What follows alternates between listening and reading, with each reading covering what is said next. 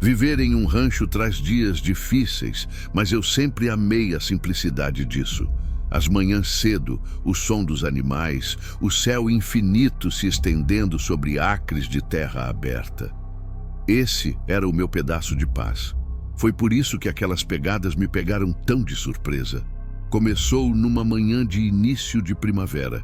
Eu tinha acabado de sair de casa com uma caneca de café, indo em direção ao curral para verificar as cabras. A chuva da noite anterior tinha transformado a terra em lama macia, deixando impressões perfeitas de cascos e de outra coisa. Pegadas humanas, grandes, do tipo que você esperaria de um homem adulto usando botas pesadas. No começo, pensei que talvez algum dos peões tivesse passado por ali tarde da noite, mas aquilo não fazia sentido. Nenhum deles teria motivo para estar ali depois do horário. Além disso, as pegadas não levavam nem para o celeiro, nem para os campos. Elas circulavam o curral em voltas, antes de se desviarem para a minha varanda da frente, e depois seguirem de volta para a floresta. Naquele dia não pensei muito nisso. Vida de rancho não é glamurosa e coisas estranhas acontecem. Talvez fosse um caçador que entrou sem querer na propriedade, pensei. Ou uma pegadinha do filho do vizinho, embora ele nunca tivesse tido coragem de vir tão longe nas minhas terras. Na manhã seguinte havia mais pegadas, frescas e tão grandes quanto as anteriores. Seguiam o mesmo padrão. Circulavam o curral, paravam na varanda e sumiam na beira da floresta. Dessa vez, eu decidi segui-las. O silêncio era pesado enquanto eu caminhava pela trilha. As marcas levavam fundo na mata, mais longe do que eu normalmente me aventurava. Mas depois de uns 90 metros, as pegadas viraram em direção à estrada e desapareceram. Naquela noite não consegui dormir. Ficava tentando entender aquilo. Quem quer que estivesse entrando na minha propriedade não estava apenas passando, estava observando, talvez até esperando. Depois de uma semana disso, eu já tinha tido o suficiente. Não ia permitir que alguém rondasse a minha casa, ainda mais quando parecia claro que estavam me mirando. Então, peguei minha espingarda, um cantil de café e um cobertor grosso e me instalei no celeiro. De lá, eu tinha uma visão clara tanto do curral quanto da casa. Passava da meia-noite quando ouvi o estalo de passos no cascalho. Meu pulso acelerou e eu espiei pelas frestas de madeira, varrendo a penumbra do pátio. E lá estava, uma figura emergindo da linha das árvores, movendo-se devagar em direção ao curral. Mal consegui distinguir sua forma. Parecia um homem vestindo algo escuro. Ele parou na beira do curral, exatamente como as pegadas tinham indicado. E então virou-se em direção à casa.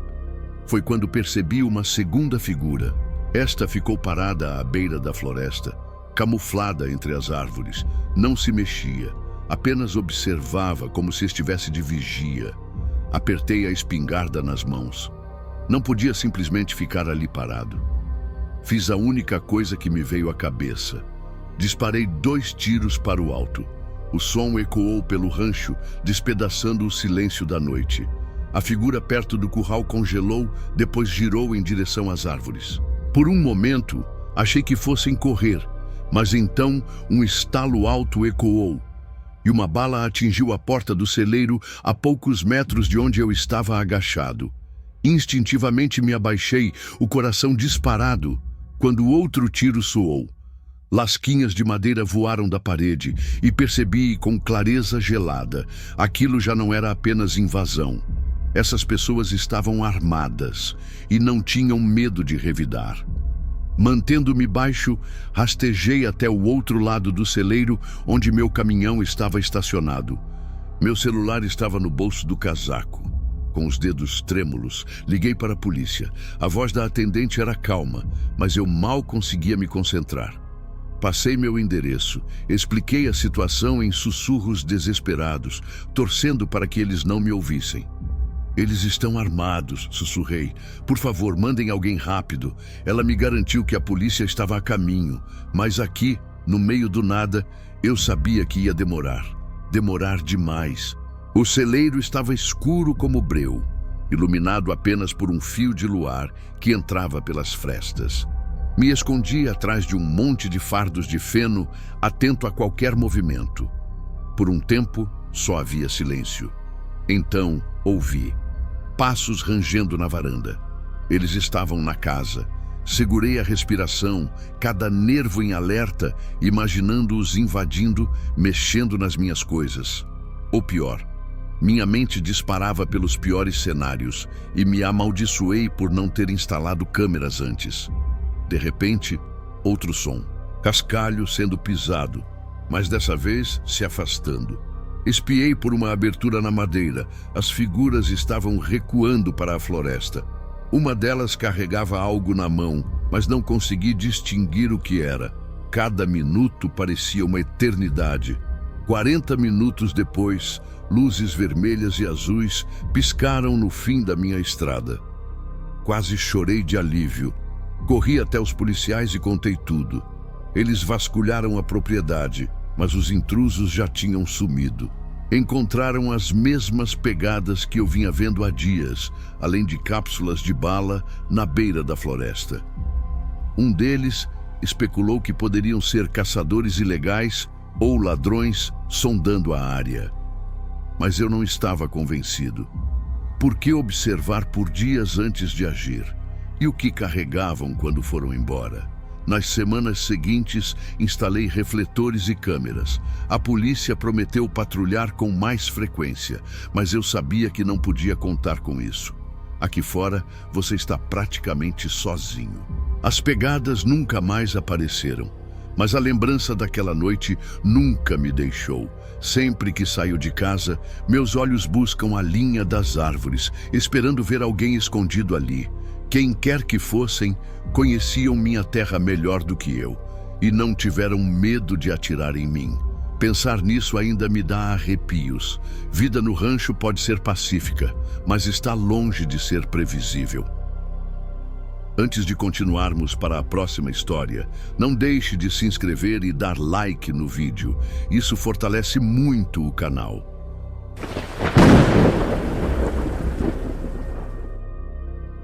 Meu amigo Paul herdou a fazenda do pai dele depois que o velho faleceu. Era uma propriedade grande, antiga, com mais de 100 anos, cheia de celeiros, galpões e uma casa que parecia carregar o peso de gerações. Paul sempre foi um cara prático, não acreditava em superstições, nem nessas histórias de interior. Mas depois do que aconteceu, até ele começou a duvidar. A primeira coisa estranha apareceu logo depois da mudança. Ele estava limpando o celeiro principal quando notou algo esculpido na madeira, bem na viga de suporte perto do teto. Eram símbolos, não palavras, não desenhos comuns, formas tortuosas, círculos quebrados, linhas que se entrecruzavam em padrões que não faziam sentido. Ele me chamou para ver. E lembro de sentir um frio subir pela espinha só de olhar para aquilo. Parecia errado, não de um jeito religioso ou místico, mas errado como um enigma que nunca devia ter sido escrito. Deve ter sido o antigo dono antes do meu pai, disse Paul, tentando rir. Gente do campo faz umas coisas estranhas, mas os símbolos não estavam apenas na viga.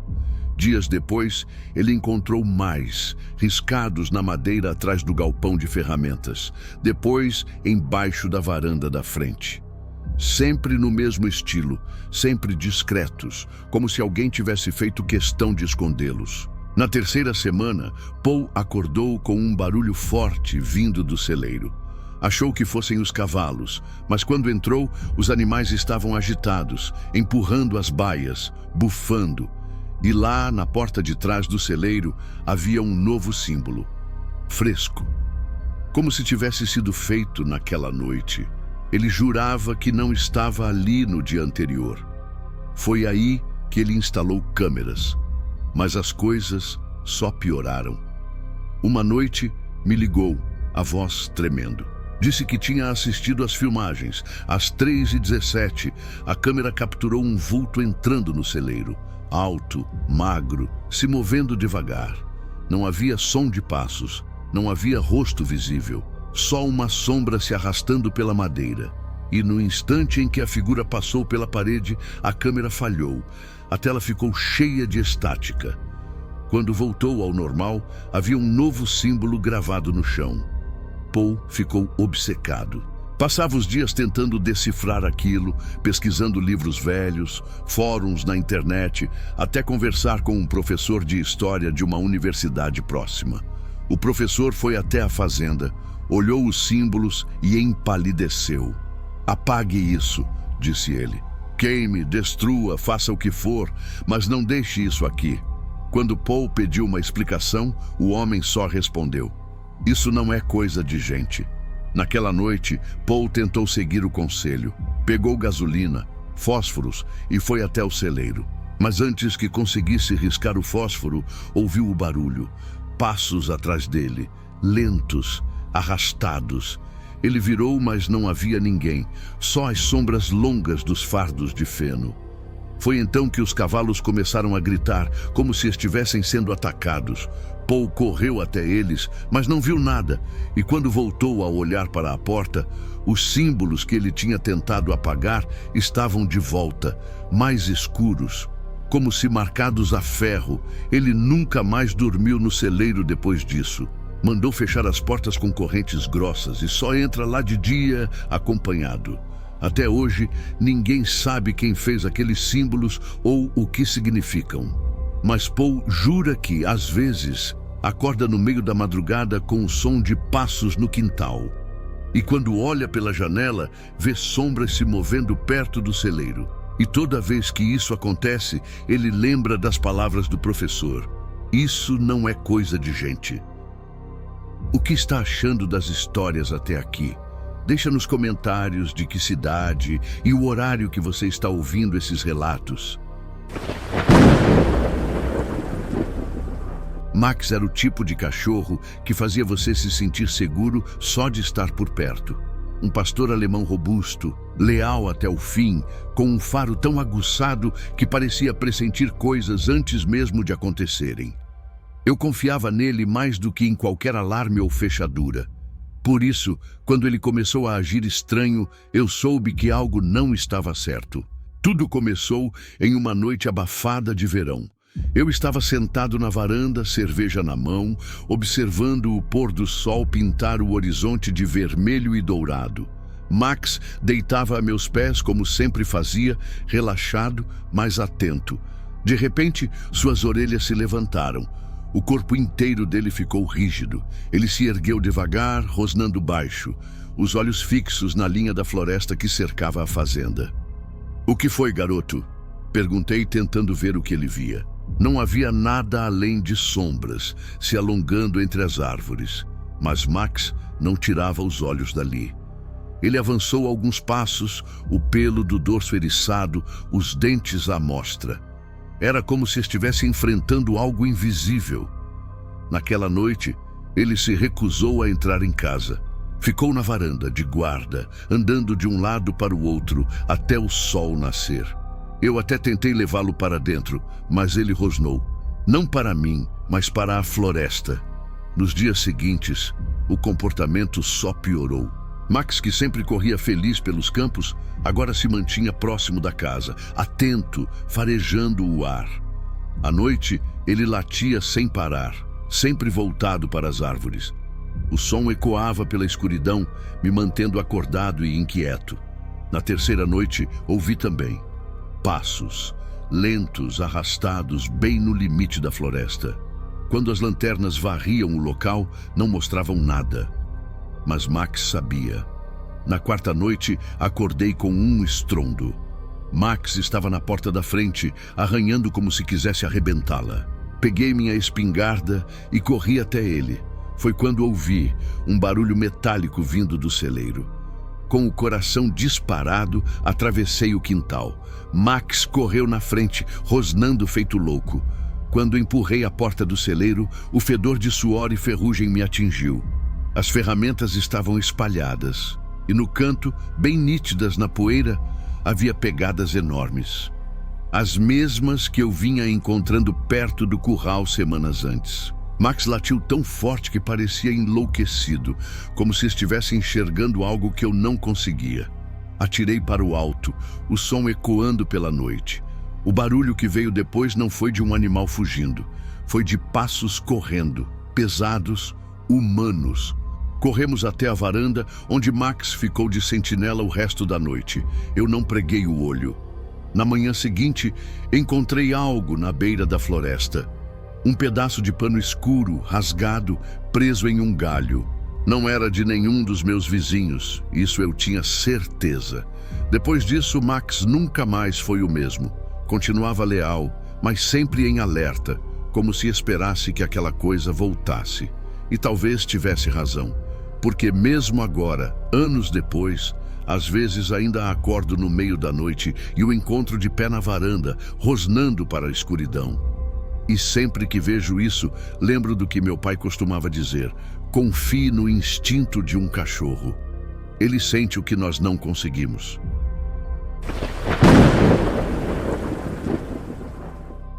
Meu tio comprou uma fazenda em Iowa nos anos 90. Era barata demais para o tamanho da terra, mas ele não se importou. Estava animado com a ideia de começar uma nova vida no interior. O lugar tinha uma casa velha de madeira, um celeiro grande e alguns galpões espalhados pelo terreno. Na primeira semana, tudo parecia normal, mas logo as noites começaram a pesar. Ele me contou que, por volta das 2 ou 3 da manhã, acordava com um som estranho vindo dos campos. Gritos. Não era o mugido de vaca, nem o barulho de coiote. Eram gritos humanos, altos, dolorosos. Ele saía com a lanterna e a espingarda, varria os campos e não via nada. Mas o som continuava, ecoando como se viesse de todos os lados ao mesmo tempo. Depois de um tempo, os gritos passaram a vir de dentro da casa. Uma noite, ele acordou com passos pesados no andar de baixo. Achou que fosse ladrão. Pegou a arma e desceu devagar. A sala estava gelada, tão fria que seu hálito era visível. E lá, no meio da sala, estava uma cadeira de balanço, balançando sozinha. Meu tio jurava que não tinha nenhuma cadeira de balanço naquela casa. Ele ficou parado, o coração disparado, até que o movimento cessou. Vasculhou cada cômodo, mas não havia ninguém. Quando voltou para o quarto, encontrou o cachorro dele, um labrador enorme que nunca tinha medo de nada, escondido embaixo da cama, tremendo. Os dias seguintes foram ainda piores. As portas batiam sozinhas, luzes piscavam, e ele começou a encontrar coisas fora do lugar. Facas da cozinha cravadas na parede, retratos virados para baixo e marcas de arranhões profundas na madeira do corredor. Na 5ª semana, aconteceu o pior. Ele acordou no meio da noite paralisado. Não conseguia mexer um músculo, só os olhos. E foi então que viu uma sombra alta, magra, parada no canto do quarto. Não tinha rosto, só a forma de alguém observando. Ele tentou gritar, mas nada saiu. O quarto inteiro estava tão frio que parecia que o ar queimava os pulmões. A sombra se aproximou, passo a passo, até ficar ao lado da cama. Então se inclinou, perto do rosto dele, e desapareceu. Na manhã seguinte, meu tio arrumou as malas e saiu dali sem olhar para trás. Vendeu a fazenda por quase nada, só para se livrar dela. O novo dono durou apenas 3 meses antes de colocar o lugar de volta no mercado. Até hoje, a fazenda continua vazia. Os moradores da região dizem que ninguém aguenta passar muito tempo lá. Quem tenta acaba ouvindo os mesmos gritos nos campos, noite após noite. E se você for corajoso o bastante para entrar na casa, vai encontrar a mesma cadeira de balanço no meio da sala, sempre balançando. Esses foram os relatos aterrorizantes de hoje. E aí, o que achou? Deixe a sua opinião nos comentários e para não perder mais nenhum relato aterrorizante, curte e se inscreva no canal. Até a próxima!